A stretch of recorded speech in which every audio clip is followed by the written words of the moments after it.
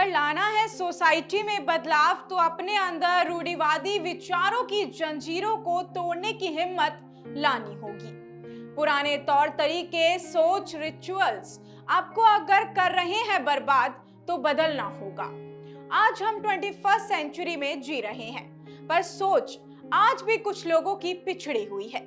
वो पिछड़ी हुई सोच ही ना जाने कितने लोगों की जिंदगी बर्बाद कर रही है, जाने कितने ही लोगों के जीवन खत्म हो रहे हैं, जाने कौन कौन सी परिस्थिति से लोग गुजर रहे हैं।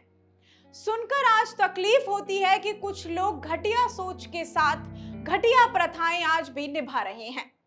आज भी उन प्रथाओं को अहमियत दी जाती है, यही नहीं अपने को ही अपने तकलीफ देते हैं। ये कैसी रूढ़िवादी सोच है। हेलो, मैं प्रिया बंसल अपने शो शी मैटर्स पर आपके लिए लेकर आई हूं एक और ऐसी ही कहानी।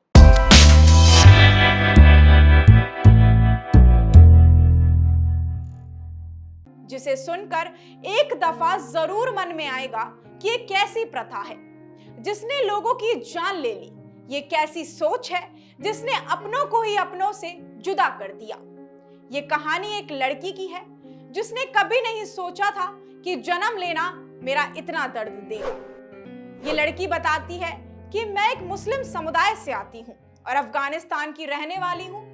मेरे समुदाय में लड़कियों की शादी तब तक नहीं होती जब तक कि उनका खतना यानी कि सरकमसिशन नहीं किया जा सकता, जो कि उनके भविष्य के पतियों के प्रति उनकी प्रायोरिटी और लॉयल्टी को प्रूव करता है। वो बताती है, 6 साल पहले मेरी माँ मुझसे एक दाई के पास ले गई। मैं तब 12 साल की थी। वह इस बात को लेकर चिंतित थी कि अगर मैं मास्टरबेशन या किसी के प्यार में पड़ जाऊं तो क्या होगा।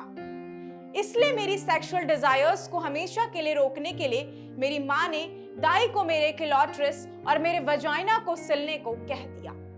उन्होंने कर भी दिया, जो कि बहुत ज्यादा बेहद भयानक दर्दनाक प्रोसीजर था।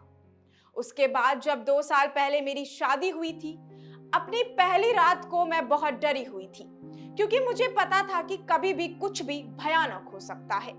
जब मेरे पति हमारे कमरे में आए तो उन्होंने मेरे साथ सेक्सुअल इंटरकोर्स करने की कोशिश की।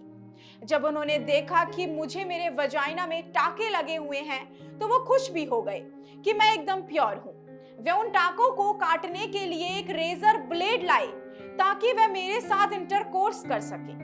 मैंने उनसे पूछा कि क्या हम ये टाके किसी डॉक्टर से कटवा सकते हैं?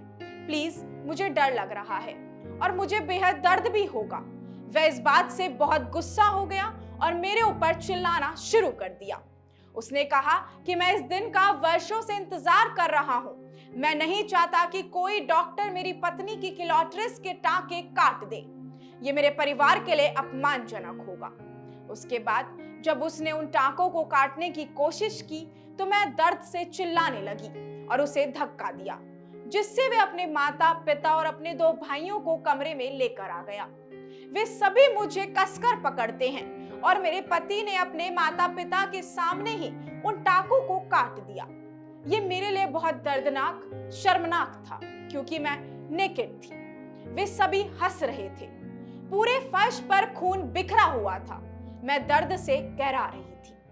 उस हालत में उसने मेरे साथ सेक्स किया। ये किसी रेप से कम नहीं था। अगले दिन जब मैंने अपनी माँ को फोन किया और सब कुछ समझाया कि मेरे साथ इन लोगों ने क्या किया है, इस सिचुएशन में हूं जिस तरह क्या किया है, उन्होंने कहा, यहां तक कि मैं भी इस स्थिति से गुजरी हूं। आपको मजबूत होना होगा। अपने पति को हर चीज से संतुष्ट करने की आवश्यकता है। जिसे सुनकर मैं टूट गई। मेरा दिल टूट गया कि किस पर विश्वास करूं। मेरी अपनी खुद की मां ने मेरा दुख नहीं समझा और मुझे कॉम्प्रोमाइज करने के लिए कह दिया। मैंने पहले ही अपने परिवार, समुदाय और धर्म में अपना विश्वास खो दिया है। मुझे उम्मीद है कि सरकार इस कुप्रथा पर रोक लगाएगी, क्योंकि लड़कियां और महिलाएं इस दर्द को सहने के लिए पैदा नहीं हुई हैं। ये कहानी थी आसमा की। वहीं भारत में 10 लाख सदस्यों वाले शिया इस्लाम के एक संप्रदाय दाऊदी बोहरा द्वारा फीमेल जेनिटल म्यूटेशन किया जाता है। हम किसी समुदाय या किसी कम्युनिटी को रिस्पॉन्सिबल या ब्लेम नहीं कर रहे हैं, पर ऐसी प्रथाओं का बंद होना भी बहुत जरूरी है। तकलीफें बहुत मिलती हैं लड़कियों को, कभी तो आवाज बनो, कभी तो लड़ाई के लिए सामने आओ। उम्मीद हम सब ही है, चेंजेस हम सबको ही लाने हैं। अपने हौसले इतने बुलंद रखो कि सामने वाले तुम्हारे हौसले, सोच और कामयाबी से डर कर खुद ही भाग जाएं। तो ये थी आसमां की कहानी।